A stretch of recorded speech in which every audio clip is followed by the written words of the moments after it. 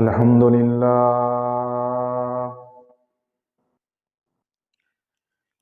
لله الذي شرفنا على سائر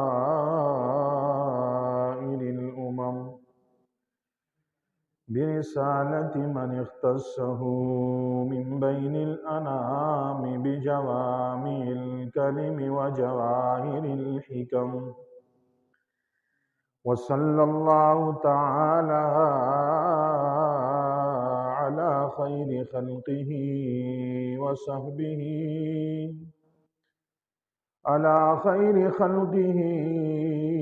وصحبه وبارك وسلم. ما نطق اللسان بمدحه ونسخ القلم. أما بعد فأعوذ بالله من الشيطان الرجيم.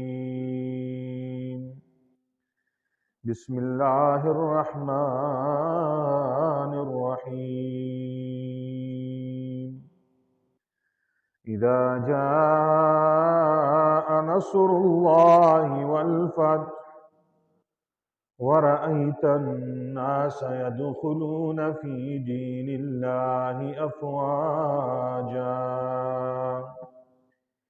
فسبح بحمد ربك واستغفره إنه كان توابا. صدق الله ورسوله النبي الأمي الكريم، ونحن على ذلك لمن الشاهدين والشاكرين، والحمد لله رب العالمين. إن الله وملائكته يصلون على النبي يا أيها الذين آمنوا صلوا عليه وسلموا تسليما. اللهم صل على سيدنا ومولانا محمد وعلى آل سيدنا ومولانا محمد كما صليت على سيدنا إبراهيم وعلى آل سيدنا إبراهيم إنك حميد مجيد. اللهم بارك على سيدنا ومولانا محمد وعلى آل سيدنا ومولانا محمد كما باركت على سيدنا إبراهيم وعلى آل سيدنا إبراهيم إنك حميد مجيد. رب اشرح لي صدري ويسر لي أمري واحلل عقدة من لساني. سبحانك لا علم لنا إلا ما علمتنا إنك أنت العليم الحكيم. گرامی قدر سامعین، معزز بزرگوں، دوستوں، نوجوان ساتھیوں، جہاں تک میری آواز جا رہی ہے، میری آواز سماعت فرمانے والی مسلمان ماؤں، بہنوں، بیٹیوں، السلام علیکم ورحمۃ اللہ وبرکاتہ۔ آج کے جمعۃ المبارک کی اس نشست میں واقعات سیرت سن 9 ہجری کو بیان کریں گے۔ اللہ جل شانہ سے دعا گو ہوں کہ اللہ رب العزت مجھے شرح صدر کے ساتھ آقا پاک صلی اللہ علیہ وسلم کی سیرت طیبہ بیان کرنے، ہم سب کو سیرت کا پیغام سمجھنے اور عمل کرنے کی توفیق عطا فرمائے۔ جنابی نبی کریم صلی اللہ علیہ وسلم نے جس دل نواز صدائے توحید کو بلند کیا تھا، جس شیریں کلمے کی دعوت مکہ کے سنگلاخ پہاڑوں میں دینا شروع کی تھی، اس کے 22 سال بیت چکے تھے۔ بہت سارے خوشبخت اور خوش نصیب افراد رسول اللہ صلی اللہ علیہ وسلم کی دعوت پر ایمان لا چکے تھے، لیکن عرب کے بہت سارے قبائل ابھی تک اس بات کے انتظار میں تھے کہ اگر مشرکین مکہ نے اسلام کو قبول کر لیا، سرداران قریش نے اسلام قبول کر لیا، تو ہم بھی اسلام لے آئیں گے، وگرنہ ہم اسلام نہیں لائیں گے۔ چنانچہ جب سن 8 ہجری میں مکہ مکرمہ فتح ہوا، فتح مکہ کے نتیجے میں قریش کے نامی گرامی سردار، بڑے ان کے سربراہ ابو سفیان بن حرب بن امیہ، اکرمہ بن ابی جہل، اور اسی طریقے سے ان کے ہاں بڑے قد کاٹ والی نامور شخصیات جب دارہ اسلام میں داخل ہوئیں، تو عرب کے بہت سارے قبائل نے یہ ارادہ کر لیا کہ اب اسلام قبول کرنے کے علاوہ کوئی چارہ کار نہیں ہے، کیونکہ دین اسلام کے پھیلانے کے راستے میں،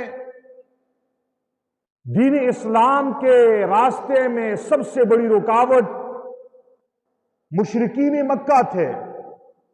جب مکہ فتح ہو گیا، مشرکین کا قلعہ فتح ہو گیا، نامی گرامی مشرک اسلام قبول کر گئے، تو ان قبائل والوں نے یہ فیصلہ کر لیا کہ اب ہم بھی اسلام قبول کرتے ہیں۔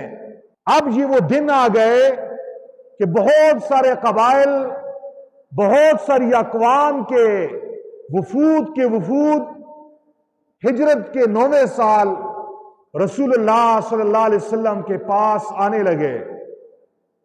چنانچہ ان وفود کی اتنی کثیر تعداد ہے کہ بعض سیرت نگاروں نے لکھا ہے کہ ان وفود کی تعداد 35 ہے، اور بعض نے کہا کہ ان کی تعداد 60 ہے۔ یہ وہ وفود تھے جو حضور کی درگاہ میں آتے، حضور کی درسگاہ میں آتے۔ ان میں بہت ساروں نے کلمہ پڑھا اور اسلام قبول کر لیا۔ جس سال کو یہ وفود حضور کے پاس آئے، وہ ہجرت کا 9واں سال تھا۔ چنانچہ لوگ جوک در جوک آتے گئے، اسلام قبول کرتے گئے، خاندانوں کے خاندان، قبیلوں کے قبیلے، جتھوں کے جتھے۔ چنانچہ سیرت نگاروں نے اس سال کا نام ہی عام الوفود رکھ دیا، یعنی وفود کا سال۔ ان وفود میں ایک وفد قبیلہ ثقیف کا بھی تھا، کل 6 افراد تھے، اور ان کا سربراہ کنانہ عبد یالیل تھا، کنانہ عبد یالیل۔ چنانچہ یہ لوگ جب حضور کے پاس آئے، نبی کریم صلی اللہ علیہ وسلم نے انہیں مسجد نبوی کے باہر ایک خیمے میں ٹھہرا دیا، اور حضور کی عادت شریفہ تھی کہ جتنے بھی قبائل والے اسلام قبول کرنے کے لیے یا اپنے شکوک و شبہات کو دور کرنے کے لیے حضور کے پاس آتے، حضور مسجد نبوی کے پاس خیموں میں انہیں رہائش دیتے، اور مقصد یہ تھا کہ یہ لوگ قرآن کی تلاوت کو سنیں گے۔ جب صحابہ کرام اور حضور قرآن کریم کی تلاوت کر رہے ہوں گے تو کیا منظر ہوگا؟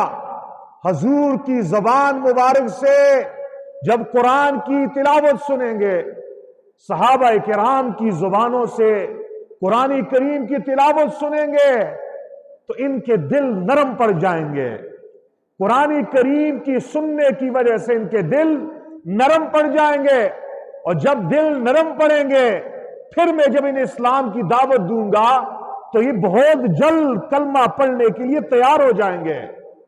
اور ساتھ ساتھ مسجد میں ٹھہرانے سے ایک فائدہ اور بھی تھا، وہ یہ تھا کہ یہ میرے صحابہ کرام کی راتوں کو بھی دیکھیں گے، خلوت جلوت کا مشاہدہ کریں گے، اللہ کے سامنے قیام، قرات، رکوع، سجدوں میں دیکھیں گے، اللہ کے سامنے رونے دھونے کا منظر دیکھیں گے، ان کی راتوں کو بھی دیکھیں گے، دن کو بھی دیکھیں گے۔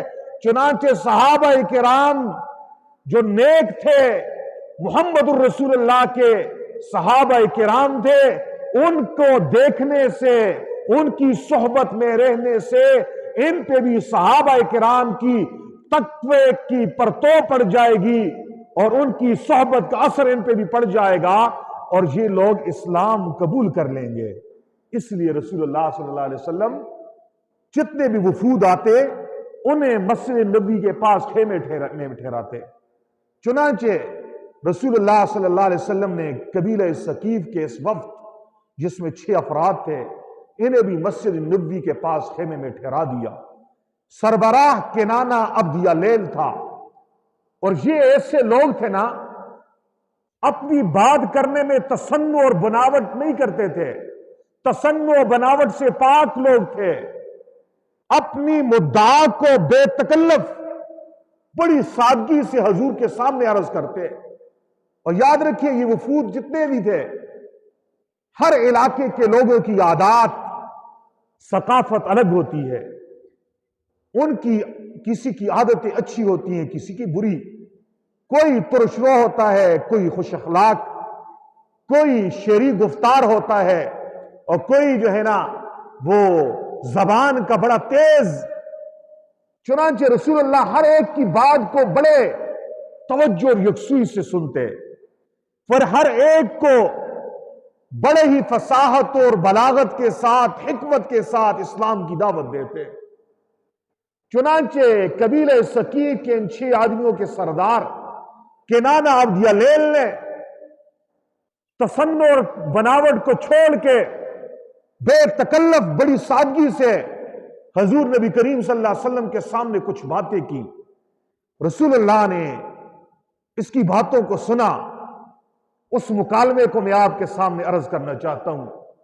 کنانہ کہنے لگا، اے محمد صلی اللہ علیہ وسلم، ہم آپ کے پاس آئے ہیں، لیکن ہم نے سنا ہے آپ زنا سے روکتے ہیں، زنا سے روکتے ہیں، اور ہم تو نوجوان ہیں، ہم مجرد ہیں، ہم غیر شادی شدہ ہیں، زنا کے بغیر تو ہم سے رہا نہیں جاتا، یہ زنا کرنا تو نعوذ باللہ ہماری ضرورت ہے، ہم غیر شادی شدہ مجرد لوگ ہیں، اور آپ نے زنا پہ پابندی لگائی ہے۔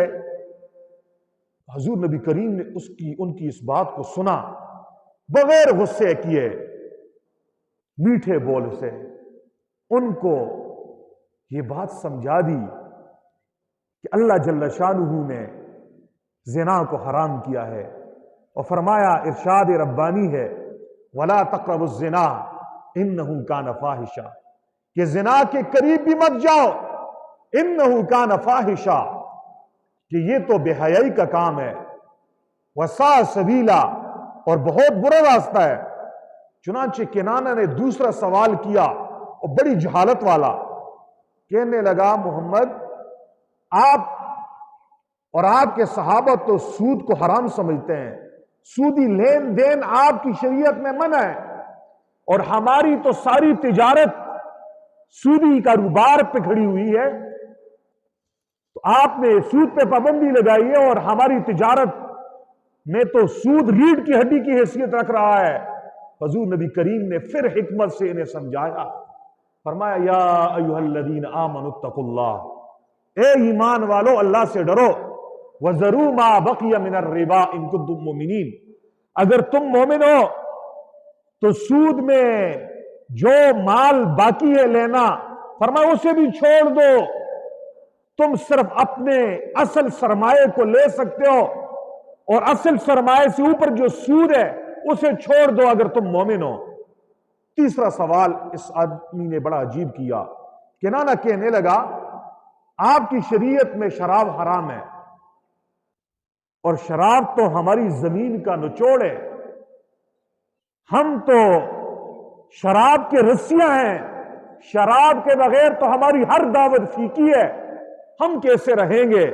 رسول اللہ صلی اللہ علیہ وسلم نے بڑی شائستگی کے ساتھ، خندہ پیشانی کے ساتھ، حکمت اور تدبر کے ساتھ سمجھایا، فرمایا اللہ رب العزت نے ارشاد فرمایا ہے انما الخمر والمیسر والانصاب والازلام رجس من عمل الشیطان، فرمایا انما الخمر والمیسر، شراب اور جوا، والانصاب والازلام رجس من عمل الشیطان، فرمایا یہ تو شیطان کے کام ہے، فاجتنبوہ، اس سے باز آ جاؤ تاکہ تم کامیاب ہو جاؤ۔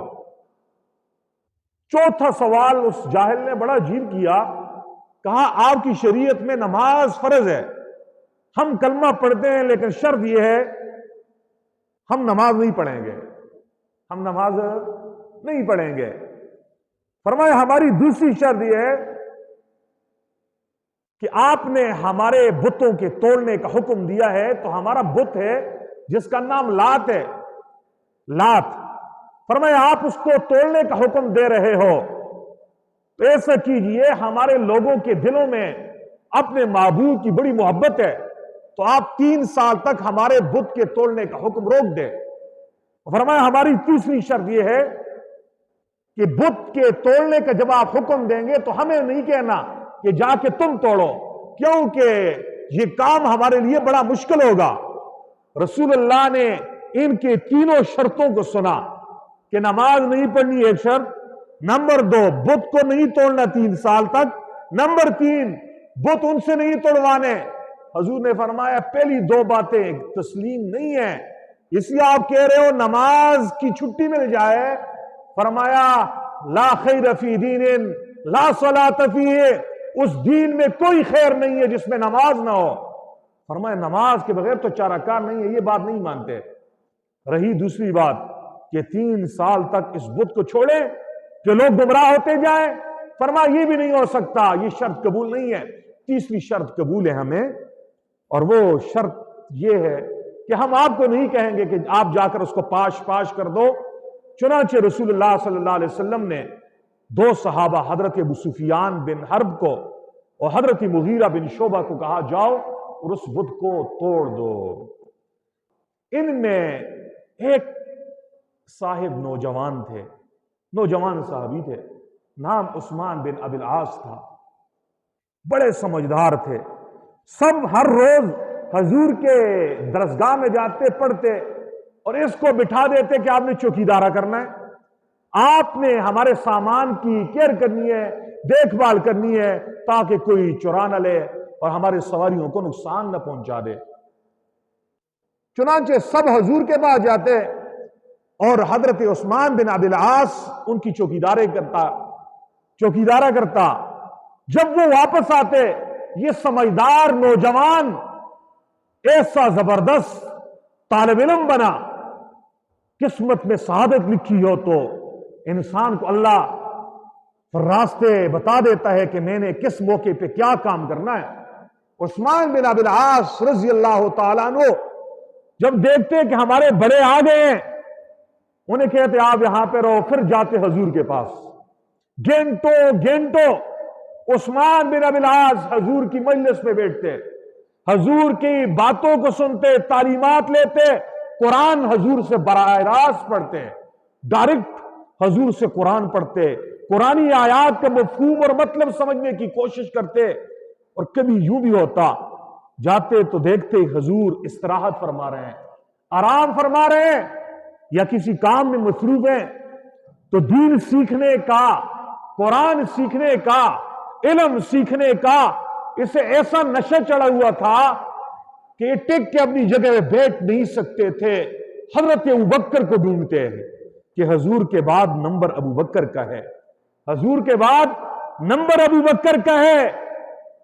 ابوبکر کے در پہ جاتے، ابوبکر آپ حضور کے صحابی ہو، آپ حضور کے سسر ہو، آپ کا بڑا مقام ہے، میں آپ سے قرآن پڑھنا چاہتا ہوں۔ حضور کے صحابی ابوبکر سے قرآن پڑھتے۔ عثمان بن ابی العاص وہ واحد صحابی ہیں جتنے دن یہ حضور کے پاس مسجد نبوی کے اندر ٹھہرے، یہ قرآن سیکھتے رہے، اور اتنے دنوں میں انہوں نے سورہ بقرہ مکمل حفظ کر لی اور یاد کر لی۔ جب جانے کا وقت ہوا نا، کہنے لگے اللہ کے نبی میں آپ کے پاس آتا ہوں، پڑھتا ہوں، یاد کرتا ہوں، لیکن میرا حافظہ بڑا کمزور ہے، جو پڑھ لیتا ہوں بھول جاتا ہوں، میرے لیے دعا کیجئے اللہ کے نبی کہ میرا حافظہ تیز ہو جائے۔ رسول اللہ صلی اللہ علیہ وسلم نے عثمان بن ابی العاص کے سینے پہ ایسا ہاتھ رکھا اور پھر ایک جملہ ارشاد فرمایا اخرج یا شیطان من صدر عثمان، اے شیطان عثمان کے سینے سے نکل جا، یہاں سے دفع ہو جا۔ عثمان بن ابی العاص کہتے ہیں حضور کی اس دعا اور اس جملہ کہنے کی برکت تھی، اس کے بعد میں جو بھی پڑھتا مجھے سب کچھ یاد ہو جاتا تھا۔ پھر ایک اور درخواست کی، کہنے لگے اللہ کے نبی میرے لیے دعا کیجئے کہ اللہ مجھے دین کی سمجھ دے دے۔ کیا دے دے؟ دین کی سمجھ، دین کی سمجھ۔ کوٹھی بنگلے کی دعا نہیں کی ہے، روپوں کی دعا نہیں کی ہے، بینک بیلنس کی دعا نہیں کی ہے کہ اس کے لیے دعا کیجئے، دنیا کی کسی چیز کی دعا نہیں کی۔ کیا فرمایا؟ مجھے دین کی سمجھ دیجئے۔ یہ دعا کیجئے اللہ مجھے دین کی سمجھ عطا فرما دے۔ اور یاد رکھو ہمارے استاد گرامی حضرت مفتی محمد رفیع عثمانی نور اللہ مرکزہ فرمایا کرتے تھے عزیزو دین پڑھنا اور ہے، دین سمجھنا اور ہے۔ دین پڑھتے بہت سارے ہیں، سمجھتے نہیں ہیں۔ فرمایا ایسے بھی ہوتے ہیں جو مدرسے کے پیچھے سے بھی نہیں گئے، جو اسکول اور کالج میں کبھی گئے نہیں ہیں، بالکل دیہاتی لوگ ہوتے ہیں، لیکن اللہ کی ان کے ساتھ خاص کرم کا معاملہ ہوتا ہے، اللہ انہیں دین کی سمجھ عطا فرما دیتے ہیں۔ دین کی سمجھ، وہ دین کو سمجھتے ہیں، یہ ملکہ انہیں عطا کیا جاتا ہے۔ اور من یرید اللہ بہ خیرا یفقہہ فی الدین، جس کے ساتھ اللہ بھلائی کا معاملہ کرتا ہے نا، اس سے اللہ دین کی سمجھ عطا فرما دیتا ہے۔ الفاظ کے پڑھنے کا، رٹا لگانے کا نام دین کی سمجھ نہیں ہے۔ حضور نبی کریم صلی اللہ علیہ وسلم نے فرمایا عثمان ذرا پھر کہ تو کس بات کا کہہ رہا ہے؟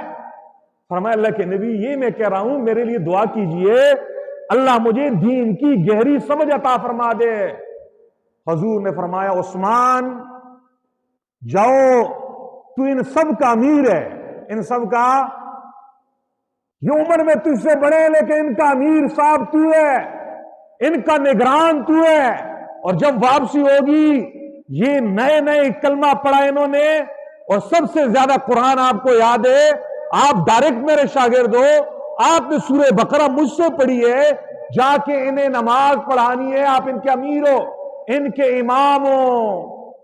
اس سے ایک مسئلہ یہ بھی نکلا، کسی کو بڑا بناؤ آپ، چاہے ملک کا بڑا سربراہ بناؤ، خاندان کا بڑا بناؤ، مدرسے کا محتمم بناؤ، تبلیغی جماعت کا امیر بناؤ، اس میں اس نقطے کو خاص طور پہ ملحوظ رکھنا چاہیے کہ اس آدمی کے پاس فقاہت فی الدین ہے نہیں ہے، دین کی سمجھ ہے نہیں ہے، ڈگری ہولڈر ہے، دین کی سمجھ نہیں ہے، اس سے خیر نہیں پھیلے گا، شر ہی شر پھیلے گا۔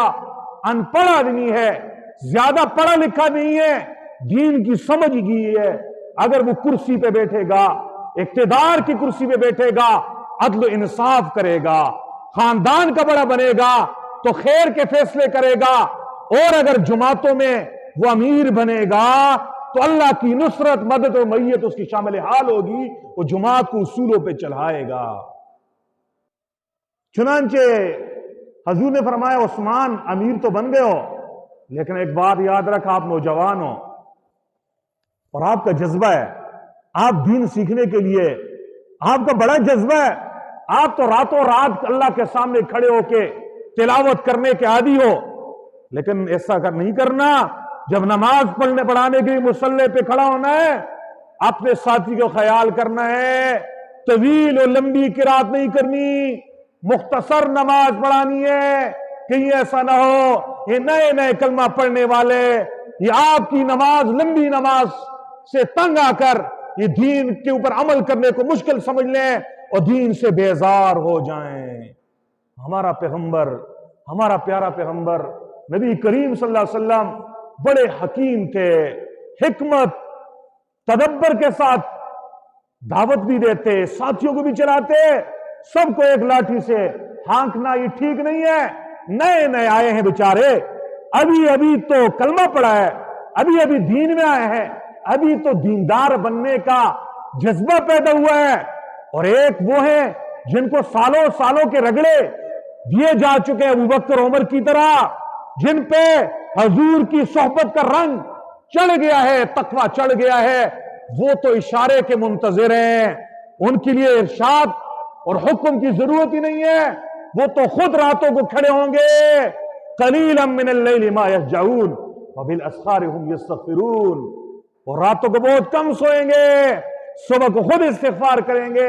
نیا بیچارہ جماعت میں آیا ہوا ہے، پہلا اس کا سروزہ ہے، پہلے سروزے میں اس کو صبح تہجد کے لیے مت اٹھاؤ، اس سے صرف فرض نمازیں پڑھاؤ، فرض نہ چھوٹے، حرام کا ارتکاب نہ ہو جائے، گناہ سے بچاؤ۔ جب یہ بستر اٹھائے گا نا اور جائے گا اللہ کے راستے میں، اللہ کے راستے میں جانے کے ساتھ ہی اللہ کی رحمت اپنی آغوش میں لے لے گی، یہ پھر خود محبت میں یہ تہجد بھی پڑھے گا، اشراق بھی پڑھے گا، چاش بھی پڑھے گا، اوابین بھی پڑھے گا، پھر سود بھی چھوڑے گا، بدنظری بھی چھوڑے گا، سب کچھ چھوڑے گا، لیکن پہلے سے ڈرانا نہیں ہے۔ اگر آپ دیکھ لو گے تو یہ بھی کرنا ہوگا، یہ بھی کرنا ہوگا، یہ بھی کرنا ہوگا۔ اسی حضور نے کیا فرمایا؟ فرمایا عثمان نماز پڑھانی ہے، مختصر قرات کرنی ہے، اگر خود پڑھنی ہے تیرا دل کرتا ہے لمبی قرات کا تو تہجد میں پڑھ لیا کرنا، اشراق اوابین میں پڑھ لیا کر، نوافل میں پڑھ لیا کر۔ اس سے ہمارے ائمہ کے لیے بھی ایک سبق ہے، امت کمزور ہو گئی ہے، امت کمزور ہے۔ ایسا نہ ہو لمبی قرات کی وجہ سے کوئی آدمی جماعت کی نماز کو چھوڑ دے کہ جی مولوی صاحب بہت لمبی نماز پڑھاتا ہے، نہ بہت مختصر نہ بہت لمبی۔ حکمت یہ ہے کہ درمیانہ انداز اعتدال کے ساتھ امت کو چلایا جائے۔ اللہ اکبر کبیرہ۔ عثمان بن ابی العاص گئے اور اپنے ساتھیوں کو ساتھ لے کر اور کام کرتے گئے، چنانچہ کبیرے کے اندر بہت سارے لوگ اسلام انہوں نے قبول کر لیا۔ 9 ہجری جسے عام الوفود کہتے ہیں، اس سال ایک اور وقت بھی حضور نبی کریم صلی اللہ علیہ وسلم کی خدمت میں حاضر ہوا۔ اس وقت کا نام ہے وفد بنو تمیم کا وفد۔ اور یہ لوگ جب رسول اللہ صلی اللہ علیہ وسلم کی خدمت میں حاضر ہوئے تو رسول اللہ صلی اللہ علیہ وسلم نے ان کی تعریف میں بڑا عجیب جملہ ارشاد فرمایا۔ فرماؤ میرے صحابہ، یہ بنو تمیم والے وہ لوگ ہیں نا، جب دجال سے مقابلہ ہوگا تو دجال کے مقابلے میں سب سے سخت لوگ بنو تمیم کے ہوں گے۔ اس بنو تمیم کے وقت میں ایک صاحب بڑے عجیب تھے، جس کا نام صعصع بن ناجیہ ہے۔ صعصع بن ناجیہ وفد بنو تمیم میں آیا تھا۔ صعصع بن ناجیہ رسول اللہ صلی اللہ علیہ وسلم کے سامنے بیٹھ کے ادب سے کہنے لگا، اللہ کے رسول آپ نے ہمیں اسلام کی دعوت دے دی ہے، میں اسلام قبول کرنا چاہتا ہوں، لیکن مجھے ذرا یہ بتلا دیجئے میں نے جو نیک کام کفر کے زمانے میں کیے ہیں مجھے اس کا ثواب ملے گا نہیں ملے گا؟ ساسا بن ناجی نے کیا سوال کیا؟ کہنے لگے اللہ کے رسول آپ نے ہمارے قبیلے بنو تمیم کو مسلمان ہونے کی دعوت دے دی ہے، کلمے کی دعوت دے دی ہے، میں کلمہ پڑھنے کے لیے تیار ہوں، لیکن میرا ایک شبہ ہے، وہ یہ ہے میں نے جو نیکیاں جہالت کے زمانے میں کفر کے زمانے میں کی ہیں میری ان نیکیوں کا ثواب اور بدلہ اللہ دے گا نہیں دے گا؟ حضور نے پوچھا ساسا زمانہ جاہلیت میں جہاں پہ نیکی کا تصور ہی نہیں ہے تو نے کون سی نیکی کی ہے کہ جس کی تجھے فکر ہے اور جس کے اجر اور ثواب کی امید باندھا ہوا ہے کہ تجھے اس کا ثواب اور بدلہ ملنا چاہیے؟ ساسا بن ناجیہ کہنے لگا اللہ کے رسول ایک مرتبہ میری 2 اونٹنیاں گم ہو گئیں، دونوں اونٹنیاں 10 ماہ کی حاملہ تھی۔ فرمایا میں اپنے اونٹ پہ سوار ہو کے اسے تلاش کرنے کے لیے ایک مرتبہ نکلا، فرمایا چلتا گیا صحراؤں کو عبور کرتے کرتے کرتے فرمایا ایک جگہ پہ مجھے ایک خیمہ نظر آیا، فرمایا خیمے کے پاس میں نے ایک بوڑھے کو دیکھا، میں نے اس سے الیک سلیک کی اور میں نے کہا میری 2 اونٹنیاں گم ہو گئی ہیں، آپ کو اگر اس کی کچھ خبر ہے؟ تو بوڑھا کہنے لگا آپ کی دونوں اونٹنیاں مجھے ملی ہیں اور میں نے اپنے پاس امانتاً رکھی ہوئی ہیں، میں آپ کو دے دیتا ہوں۔ فرمایا ہم یہی باتیں کر رہے تھے، اسی دوران ایک عورت نے اس بوڑھے کو آواز دی اور کہا گھر میں بچے کی ولادت ہو گئی ہے۔ بوڑھے نے جواب میں کہا کہ اگر لڑکا پیدا ہوا تو ٹھیک ہے مبارک، لڑکی پیدا ہوئی تو ہم اسے زندہ زمین میں دفن کریں گے، زندہ درگور کریں گے۔ فرمایا ہم یہ بات کر ہی رہے تھے، عورت نے پھر آواز دی، فرمایا آپ کے گھر میں لڑکی پیدا ہوئی ہے۔ فرمایا میں نے کہا آپ اسے زندہ درگور مت کرو، زندہ قتل مت کرو، زمین میں دفن مت کرو، ایسا کرو میری دونوں اونٹنیاں آپ کی ہو گئی، یہ بچی مجھے دو، یہ بچی مجھے دو، میں نے اسے پالنا ہے، میں نے اس کی دیکھ بھال کرنی ہے۔ اس نے کہا مجھے منظور ہے، لیکن یہ جو اونٹ جس اونٹ پہ آپ سوار ہو کے آئے ہو 2 اونٹنیوں کے ساتھ آپ مجھے یہ اونٹ بھی دو جس پہ آپ سوار ہو کے آئے ہو۔ میں نے کہا یہ اونٹ بھی تیرا ہے، لیکن اتنی مہربانی کرنا کہ میں اس پہ واپس ہو کے گھروں میں جاؤں گا، آپ اپنے کسی نوکر کو کسی نمائندے کو میرے ساتھ بھیج لینا، وہ اس کو واپس لے کر آ جائے گا۔ فرمایا میں نے اس معصوم بچی کو اپنی گود میں لیا، دونوں اونٹنیاں اس کے باپ کے حوالے اور گھر میں لایا اور اپنے اونٹ کو بھی بھیج دیا کہ یہ بھی اس کو دے دو۔ فرمایا میں نے اس بچی کو پالا پوسا، بڑا کیا، جوان کیا، اس کی شادی کی۔ فرمایا اللہ کے رسول یہ میری ایک نیکی نہیں ہے، ایسی 360 بچیوں کو زندہ درگور ہونے سے، زمین میں دفن کرنے سے میں نے بچایا ہے، اور ہر بچی کا فدیہ 10 ماہ کی حاملہ اونٹنیاں ہر بچی کے فدیے میں دی ہیں۔ اللہ کے رسول میری یہ نیکی ضائع تو نہیں ہوگی؟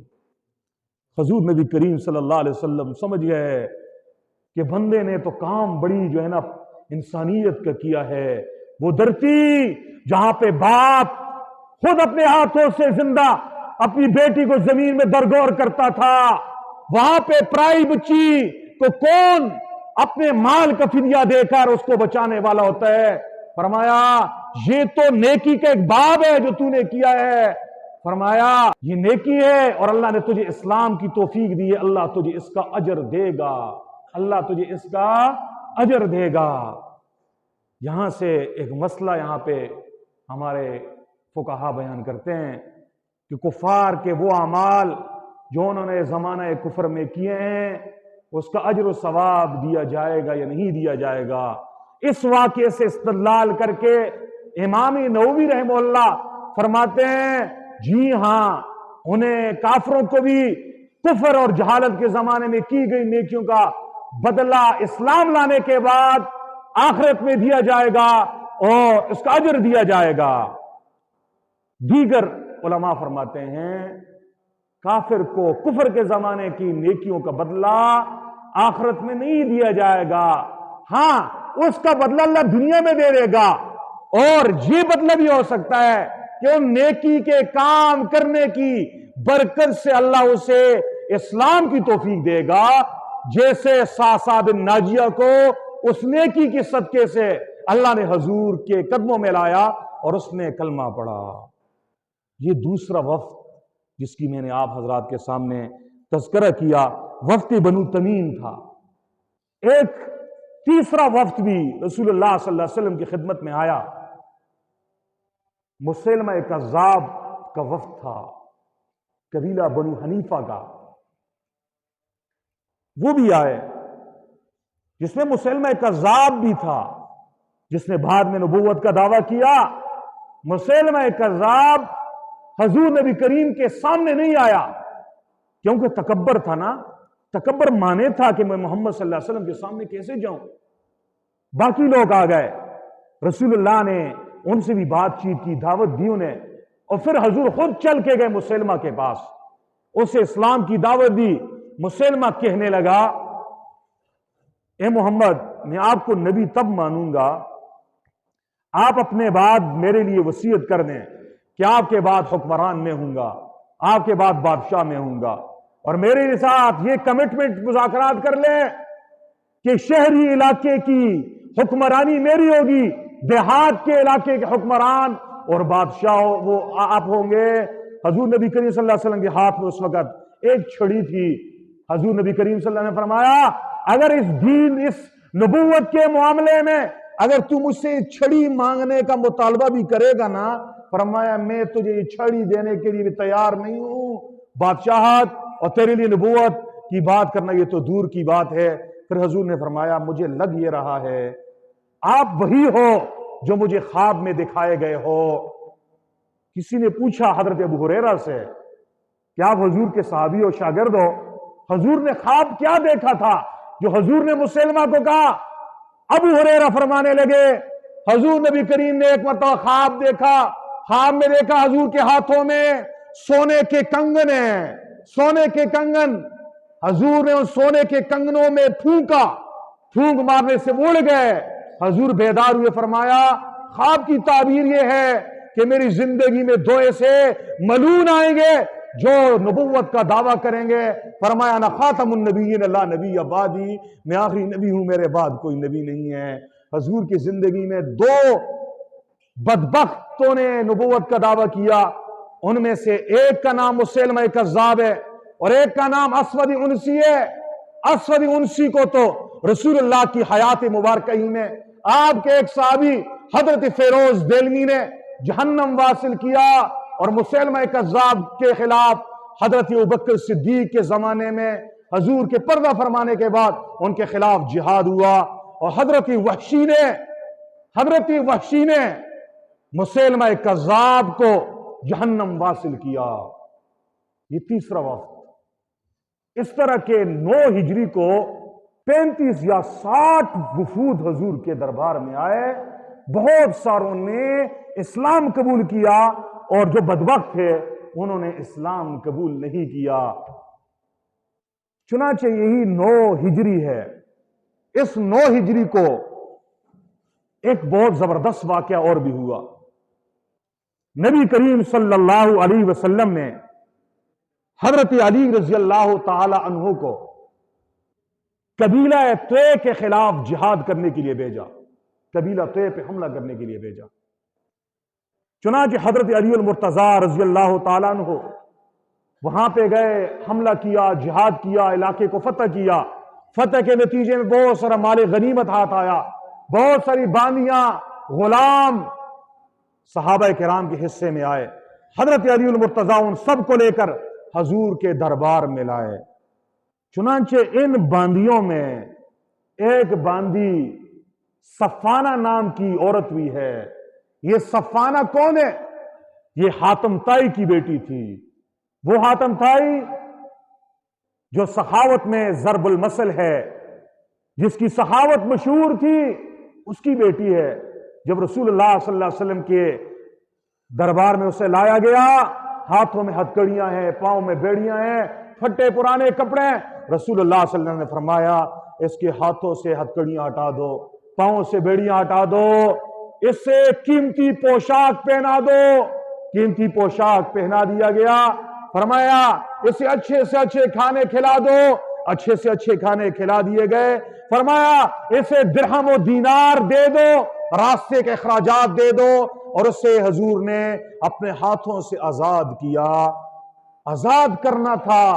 وہ عورت گئی، حضور کے حسن اخلاق سے، حضور کے رویے سے، حضور کے معاف کرنے کے جذبے سے اتنی متاثر ہوئی، صفانہ گئی اور اپنے بھائی حضرت علی کے پاس اور کہنے لگی میں محمد کے پاس سے آئی ہوں، میرے ساتھ بہت اچھا رویہ انہوں نے کیا، میرا بڑا خیال کیا ہے، محمد کے یاروں نے میری طرف نگاہ اٹھا کے دیکھا ہی نہیں ہے، اپنی ماں بہن کی طرح مجھے رکھا ہے، مجھے قیمتی پوشاک پہنایا، اچھا لباس دیا، اچھے کھانے دیے، اچھی رہائش دی۔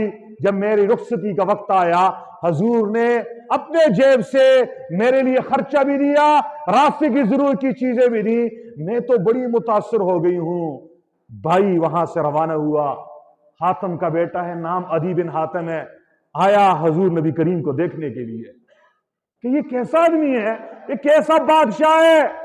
دنیا میں تو ایسے بادشاہ ہیں جو تو غلام بنا رہے ہیں، جو باندیاں بنا رہے ہیں، جو ظلم و ستم کے پہاڑ ڈال رہے ہیں۔ یہ واحد حکمران ہے جو احسان کرنے والا ہے، آزاد بھی کرتا ہے، احسان بھی کرتا ہے، خیال بھی رکھتا ہے۔ میں اسے دیکھنے کے لیے جاتا ہوں۔ عدی بن حاتم آئے، مدینہ منورہ میں آئے، اللہ اکبر کبیرہ، محمد الرسول اللہ کی حکمرانی کو سلام ہے، میرے آقا جیسا نہ کوئی آیا نہ آئے گا، اللہ کے خزانے میں محمد الرسول اللہ جیسا کوئی ہے ہی نہیں ہے۔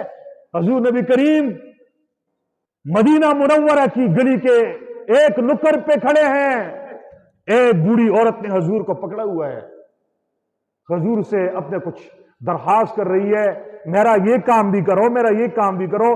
کبھی اس سے پکڑا ہوئے، کہا میں جانے نہیں دوں گی، فلاں جگہ پہ میرا یہ کام ہے، وہ کام بھی آپ نے کرنا ہے، میرا فلاں کام ہے آپ نے وہ بھی کرنا ہے۔ عدی بن حاتم دور سے دیکھ رہے ہیں، یہ بوڑھی عورت نے جس کو پکڑا ہے، لوگ کہہ رہے ہیں یہ محمد ہے۔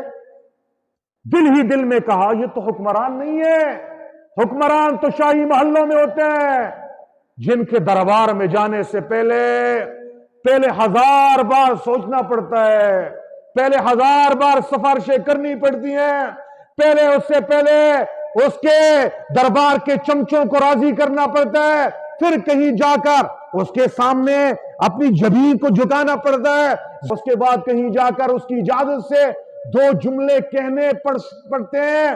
یہ واحد آدمی ہے، عورت نے پکڑا ہے، قمیص سے پکڑا ہے اور کہہ رہی ہے میرا یہ کام بھی کرنا ہے۔ یہ بھی دوپہر کا وقت ہے، دھوپ بڑی شدت میں ہے، یہ بادشاہ نہیں ہے، یہ بادشاہ نہیں ہو سکتا۔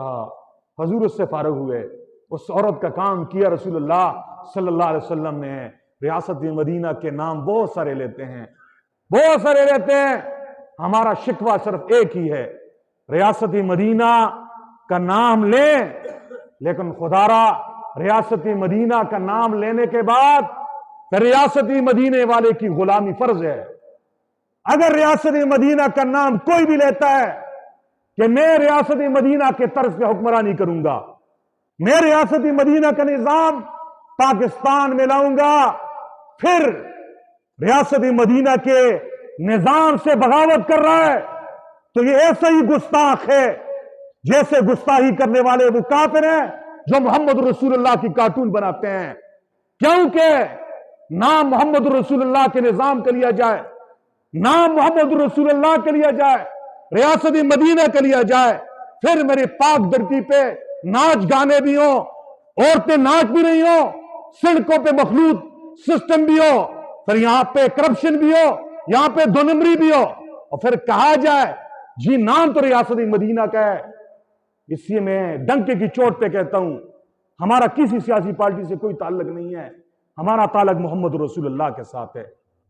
ہم کہتے ہیں جو بھی محمد کا نام لے پھر محمد کے صلی اللہ علیہ وسلم کے رنگ میں رنگ جائے، اپنے آپ کو ظاہر کو بھی بنائے، باطن کو بھی نہ بنائے، ساتھیوں کو بھی محمدی رنگ میں رنگ دے، پھر انقلاب کی بات کرے، خدا کی قسم اس کے ہاتھ پہ ہاتھ ڈال کر اس کو اپنا امیر المومنین اور حکمران بنانے کے لیے سب سے پہلے میں فتویٰ صادر کروں گا۔ یہ محمد رسول اللہ کی حکمرانی تھی نا، کہ راستے میں عورت نے پکڑا ہے اپنی بات، آج جائیں نا آج کے حکمران کے در پہ، آج کسی چھوٹے سے دفتر میں جب ہم جاتے اپنی کسی جائز کام کے لیے تو وہاں کے 9 سکیل کا 7 سکیل کا وہ کلرک بھی سفارشیں مانگتا ہے، وہ بھی کام نہیں کرتا۔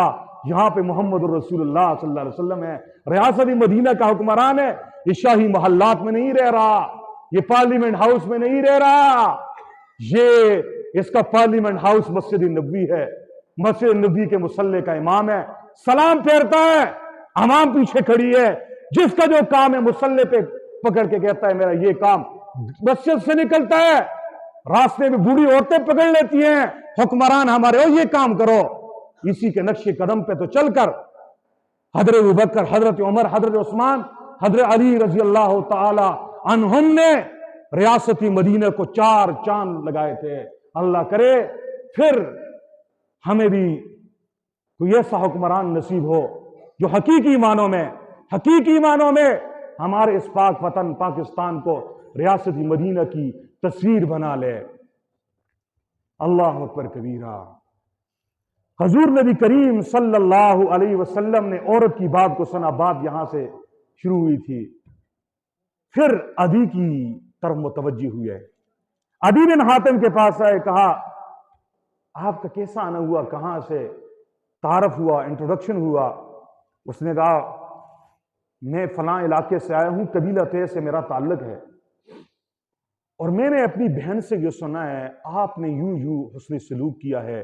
حضور نبی کریم صلی اللہ علیہ وسلم نے فرمایا ہمارے دین کی تعلیمات یہی ہیں، ہمیں حسن سلوک اور احسان کا حکم دیا ہے، ہمیں حسن سلوک اور احسان کا حکم دیا ہے۔ میرے نبی صلی اللہ علیہ وسلم کی سیرت کا پیغام یہ ہے، بیٹی بیٹی ہوتی ہے، کافر کی بیٹی بھی ہو اس کے سر پہ دوپٹہ ڈالنا ہے، دوپٹے اتارنے نہیں ہیں، اس کے سر پہ دوپٹہ ڈالنا ہے، اس کو خرچہ دینا ہے، اس کی ضرورت پوری کرنی ہے۔ سیرت کا یہ پیغام ہے، اپنے محلے میں دیکھو، پڑوس میں دیکھو، ان عورتوں پہ نظر رکھو جن کا کوئی والی وارث نہیں ہے، تو محلے والوں پہ حق ہے اس کی کفالت کرے۔ یہ نہ دیکھو رشتے میں میرا کیا لگ رہا ہے، یہ دیکھو یہ بیچارہ مجبور ہے تو اس کی ضرورت پوری کرو۔ یہ محمد رسول اللہ صلی اللہ علیہ وسلم کی سیرت کا پیغام ہے۔ پھر حضور نے فرمایا عدی تو بھاگ کے گیا ہے نا، باقی لوگ گرفتار ہو گئے، تو بھاگ کے گیا ہے؟ فرمایا جی ہاں میں بھاگ کے گیا ہوں کہ میں بچ جاؤں گا۔ فرمایا عدی اسلام قبول کر لے، سلامتی پا جاؤ گے، اسلم تسلم۔ فرمایا اے محمد میں پہلے سے میں نے ایک دین کو قبول کیا ہے، آپ کو پتہ ہے؟ حضور نے فرمایا مجھے پتہ ہے تو نے کون سا دین قبول کیا ہے۔ تو کہنے لگا آپ کو کیا پتہ ہے میں کس مذہب والا ہوں اور کون سے فرقے والا ہوں؟ حضور نے فرمایا مجھے میرے اللہ نے بتایا ہے۔ تیرا مذہب کیا ہے، تیرا فرقہ کیا ہے؟ فرمایا بتا دو۔ حضور نے فرمایا تو عیسائی مذہب والا ہے، اور عیسائیوں کے فرقے رکوسی کے ساتھ تیرا تعلق ہے، رکوسی فرقے سے تیرا تعلق ہے۔ فرمایا ایسا ہی ہے نا؟ فرمایا ہاں ایسا ہی ہے۔ حضور نبی کریم نے فرمایا کلمہ کیوں نہیں پڑھتے؟ خاموش۔ فرمایا مجھے پتہ ہے تو کلمہ اس لیے نہیں پڑھ رہا کہ محمد رسول اللہ کے کلمہ پڑھنے والے محمد کے صحابہ کمزور لوگ ہیں، غریب لوگ ہیں، ایک وقت کھانا ملتا ہے، ہفتوں ہفتے نہیں ملتا، مہینے مہینے محمد صلی اللہ علیہ وسلم کے گھر میں چولہا نہیں جلتا، اس کے ساتھ ہی غریب غربا ہیں، کمزور ہیں۔ ہم اسلام قبول کریں گے، مار کھا لیں گے، گھاٹے کا سودا ہو جائے گا، تیرے دل میں ابھی یہ آ رہا ہے نا؟ عدی کہنے لگا اللہ کے نبی ایسا ہی میرے دل میں آ رہا ہے۔ حضور نے فرمایا عدی سن، میرے جملے کو غور سے سن۔ فرمایا اللہ کی قسم عدی ایک وقت ایسا آئے گا، تو نے ہیرا دیکھا ہے؟ فرمایا عدی سن، اللہ کی قسم ایک وقت ایسا آئے گا، میرے ان غلاموں کو دیکھ کر تو کلمہ نہیں پڑھ رہا نا، ایک وقت ایسا آئے گا ہیرا سے ایک نوجوان عورت چلے گی، زیورات سے لدی ہوئی ہوگی، سونے چاندی کے زیورات سے لدی ہوئی، اکیلی ہوگی، تنے تنہا ہوگی، ہیرا سے پیادل چل کر وہ مکہ آئے گی، بیت اللہ کا طواف کرے گی، واپس جائے گی، کوئی اسے ہاتھ بھی نہیں لگائے گا۔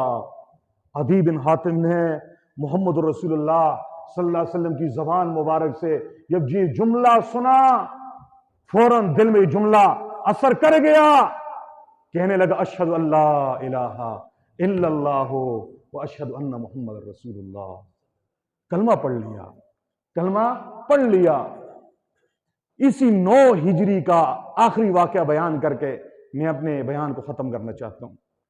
یہ 9 ہجری ہی ہے، 9 ہجری کہ رئیس المنافقین عبداللہ بن ابی ابن سلول منافق کا انتقال ہوتا ہے، سخت بیمار ہوتے ہیں، سخت بیمار، چارپائی پہ، پھر صاحب فراش ہیں، چارپائی پہ لیٹے ہوئے ہیں، موت کی اور زندگی کی کشمکش میں ہے۔ رسول اللہ صلی اللہ علیہ وسلم کے اخلاق کی کریمانوں کو دیکھیں، حضور کے اخلاق کی عظیمہ کو دیکھیں۔ یہ وہی عبداللہ ابن ابی ہے جس نے رسول اللہ صلی اللہ علیہ وسلم کو ہر موقع پہ دھوکہ دیا ہے، ہر محاذ پہ حضور کا کیلا چھوڑنے کی کوشش کی ہے، ہر محاذ پہ حضور کو نقصان پہنچانے کی کوشش کی ہے، یہاں تک کہ رسول اللہ صلی اللہ علیہ وسلم کی پیاری زوجہ، میری اور آپ کی پیاری ماں حضرت اماں عائشہ صدیقہ پہ اس بدبخت نے تہمت لگائی تھی۔ اب بیمار ہے، چارپائی پہ لیٹا ہے، رسول اللہ صلی اللہ علیہ وسلم کے اخلاق کو سلام۔ آپ کی تعلیمات کیا ہیں؟ سل من قطعک، اس سے جوڑو جو تجھ سے کاٹے، واعف عمن ظلمک، جو تجھ پہ ظلم کرے اسے معاف کرو، درگزر کرو۔ میرے نبی کا ایک نام حلیم بھی ہے، حلم و بردباری والا۔ میرے پیارے پیغمبر کے ایک نام العفو بھی ہے، معاف کرنے والا، درگزر کرنے والا۔ رسول اللہ اپنے یاروں کے ساتھ، ابو بکر و عمر کے ساتھ اٹھے، فرمایا ابو بکر اٹھ، عمر اٹھ۔ جاتے ہیں، عبداللہ بیمار ہے، عبداللہ کی تیمارداری کرتے ہیں، عبداللہ کی تیمارداری کرتے ہیں۔ ابو بکر اور عمر نے دیکھا حضور کا حکم ہے نا، سر تسلیم خم ہے، حضور کے ساتھ ساتھ روانہ ہے۔ عمر کے دل میں عجیب عجیب سوالات اٹھ رہے، خاموش ہے کہ حضور کہہ رہے ہیں تو جا رہے ہیں۔ گئے عبداللہ بن ابی کے دروازے پہ، دروازہ کھٹکھٹایا، اندر سے اس کا بیٹا عبداللہ آیا جو سچا صحابی تھا، سچا ایماندار تھا۔ کہا باپ کا کیا خیال ہے؟ فرمایا زندگی اور موت کی کشمکش میں ہے، آئیے اندر۔ حضور کو اندر لے جایا گیا، ساتھ ابو بکر عمر بھی ہیں۔ حضور نے اس کا حال احوال پوچھا۔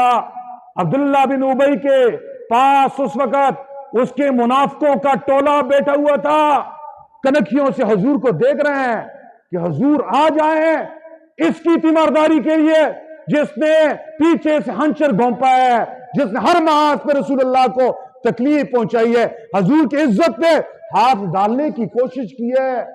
آج محمد اس سے کیا کہیں گے؟ کہنے لگا عبداللہ بن ابی، کہنے لگا پتہ نہیں ہے میں بچ جاؤں گا یا مر جاؤں گا، محمد ایسا کیجئے میں مر جاؤں، میرا جنازہ آپ نے پڑھانا ہے، میرا جنازہ آپ نے پڑھانا ہے۔ فرمایا میرا ارمان یہ ہے اللہ کے نبی، اللہ کے نبی اپنی قمیص مبارک، اپنی پیراہن مبارک نکال کے دینا ہے، مجھے کفن آپ کی قمیص میں دیا جائے، اس کی برکت سے اللہ مجھے معاف فرما دے۔ رسول اللہ نے فرمایا ٹھیک ہے میں ایسا کروں گا۔ حضور اپنی جگہ سے اٹھے، اپنی جگہ سے اٹھے۔ عمر کہنے لگے اللہ کے نبی یہ تو پلید آدمی ہے، نجس سے گندا ہے، منافق ہے، اس نے فلاں فلاں موقع پہ یوں نہیں کہا۔ فرمایا ان قمیصی لا یغنی عنہ شیئا، فرمایا عمر میری یہ قمیص اسے کچھ بھی فائدہ نہیں پہنچا سکتی۔ فرمایا فَلَعَلَّ اللَّهَ أَن يُدْخِلَ بِهِ أَلْفًا فِي الْإِسْلَامِ، فرمایا عمر سن، میری یہ قمیص اس سے کچھ فائدہ نہیں پہنچا سکتی، اسے عذاب سے نہیں بچا سکتی، میں اس لیے قمیص دے رہا ہوں۔ حکمت یہ ہے، یہ منافق ساتھ بیٹھے ہوئے ہیں نا، یہ دیکھ رہے ہیں میں جب قمیص دوں گا، احسان کروں گا، معاف کروں گا، یہ لوگ سمجھ جائیں گے آج عبداللہ بن ابی بھیک حضور سے مانگ رہا ہے، بہتر یہی ہے کہ ہمیں اسلام قبول کرنا چاہیے۔ روایات میں آتا ہے حضور نے جب قمیص دی اس دن 1000 منافقوں نے سچے دل سے اسلام قبول کیا اور دائرہ اسلام میں داخل ہو گئے۔ یہ حضور کی اس حکمت، تدبر، حضور کی اس پالیسی کا اثر تھا۔ جب وہ مر گیا نا، جنازہ تیار ہو گیا، حضور جنازے کے لیے آ گئے۔ قدرت کا قانون دیکھیں، بیٹا اور بیٹی، بیٹے کا نام عبداللہ ہے، بیٹی کا نام جمیلہ ہے، دونوں سچے مومن، اور باپ منافق ہے۔ حضور نبی کریم پھر جنازے کے لیے کھڑے ہو گئے۔ حضرت عمر رضی اللہ تعالیٰ عنہ پھر آ گئے، کہنے لگے اللہ کے رسول اس کا جنازہ بھی پڑھنا ہے آپ نے، شیخ نے فلاں موقع بھی یوں ہی نہیں کہا۔ حضور نے فرمایا عمر دانی، مجھے چھوڑ دو، مجھے اللہ نے 2 اختیار دیے ہیں کہ معافی مانگ پھر تیرا اختیار، نہ مانگ پھر تیرا اختیار، اور اللہ نے یہ کہا ہے ان تستغفر لهم او لا تستغفر لهم 70 مرہ، اگر آپ 70 مرتبہ اس کے لیے دعا مانگیں گے اللہ اس کو معاف نہیں کریں گے۔ فرمائے میں 70 سے زیادہ مانگوں گا تاکہ اس کی بخشش ہو جائے، اس کی بخشش ہو جائے۔ حضرت عمر بے بس ہو گئے، خاموش کھڑے ہو گئے، جنازہ تیار، جنازہ پڑھا دیا گیا۔ سلام پھیرنے سے پہلے ہی جبرائیل امین آ گئے، حضور کی پیشانی پہ پسینے آ گئے، قطرے ایسے گرنے لگے جیسے موتی۔ صحابہ سمجھ گئے اوپر سے کوئی حکم آ گیا ہے، قرآن کی آیت آ گئی وَلَا تُصَلِّ عَلَىٰ أَحَدٍ مِّنْهُمْ مَاتَ أَبَدًا وَلَا تَقُمْ عَلَىٰ قَبْرِهِ، اے میرے نبی آج کے بعد ایسے منافق کی نہ ہی نماز جنازہ پڑھنا ہے، جنازہ تو دور کی بات، ایسے منافق کی قبر پہ کھڑے ہونے کی اجازت نہیں ہے۔ یہ سن 9 ہجری کا واقعہ تھا۔ اس واقعے سے مجھے اور آپ کو سیرت کو جو سبق مل رہا ہے وہ یہ ہے، ایک سبق یہ مل رہا ہے دین کے کام کرنے والوں کو، اگر دین کے راستے میں نکلے ہونا، کوئی آپ کو گالیاں دے رہا ہے درگزر معاف، کوئی آپ پہ تانے آپ کو دے رہا ہے معاف، کوئی آپ کے اوپر بہتان لگا رہا ہے معاف، کوئی آپ کو لہو لہان کر رہا ہے معاف۔ دائی کی حیثیت، مبلغ اور معلم کی حیثیت، امام کی حیثیت، وہ محمد رسول اللہ کے کام کو کر رہا ہے، اسی لیے حضور کی سیرت کو لے کے چلے گا تو انشاءاللہ خیر ہوگی، مار کھانے میں بھی خیر ہوگی۔ کوئی گالی دے گا، ایک گالی دے گا، اس کی گالی سے ہزاروں کو ہدایت ہی مل جائے گی، لوگ متاثر ہو جائیں گے۔ اگر ہم بھی جہال کے ساتھ جہالت پہ اتریں گے دین کا کام کرنے والے تو فیض نہیں پھیلے گا، خیر نہیں پھیلے گا، شر ہی شر پھیلے گا۔ دوسرا سبق عوام کے لیے مل رہا ہے وہ یہ ہے، ہم جس نبی کے امتی ہے نا، اس نے ایسے عبداللہ بن ابی منافق کو بھی معاف کیا ہے، تو اس سے مجھے اور آپ کو یہ سبق نہیں مل رہا ہم اپنے سگے بھائی کو کیوں نہیں معاف کرتے یار؟ ہم اپنی سگی بہن کو کیوں نہیں معاف کرتے؟ ہم اپنے پڑوسی کو کیوں نہیں معاف کرتے؟ ہم اپنے رشتہ داروں کو کیوں نہیں معاف کرتے؟